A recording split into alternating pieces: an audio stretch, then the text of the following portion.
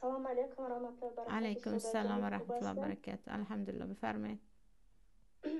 سوال من این است استاد جان، همین حدیث است که رسول الله صلی الله علیه و سلام گفتگی باشند که من بیزار هستم از امتی که در دولار کفر زندگی میکنند. حدیث صحیح است.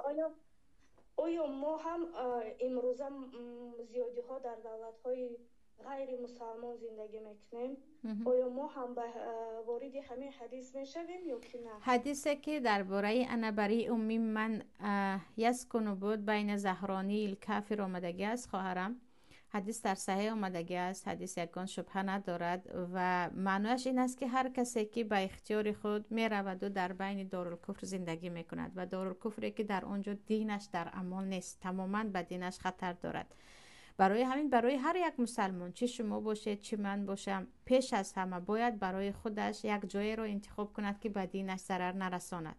به دینش ضرر نرساند، اگرچه با غم زندگی کند هم، اگرچه با مشکل زندگی کند هم.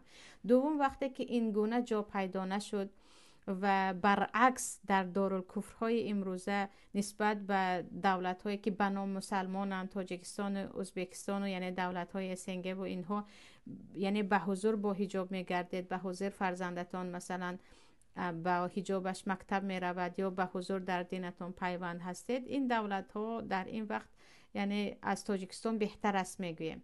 ولی تا جایی که من میدانم اکثریت مهاجرای امروزه وقتی که دولت برای خود اختیار میکنند یکم پولش رو میبینم که چقدر کمک پولی میکند و زندگیمون چقدر بهتر است، نه اینکه تا چه اندازه در این دولت برای مسلمان ها مساعد است. مثلا در اروپا بوسنیا هست، بوسنیا از دولت های اروپا که در آنجا مثلا قریب اکثر مسلمان هستند.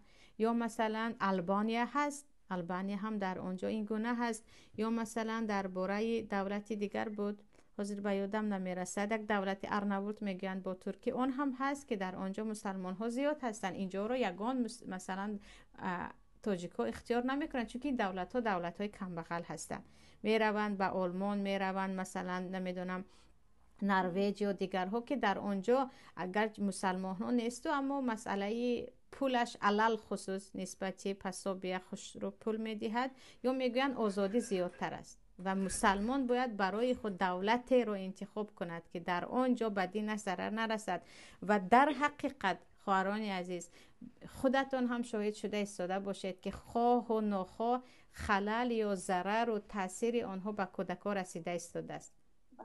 رسیده ایستاده است. برای همین وقتی که شرایط دارید بکنید خود را. خطا نکنم یوسف قرضاوی بودن که گفته بودن نبیره و فرزندان نبیره های شما دیگر از دین تماما بیرون شده می رود اگر این گونه زندگی کردن گیرید. حاضر شما در دینتان هستید، فرزندهایتان یک مقدار فرزند آنها بچه می شده باشد.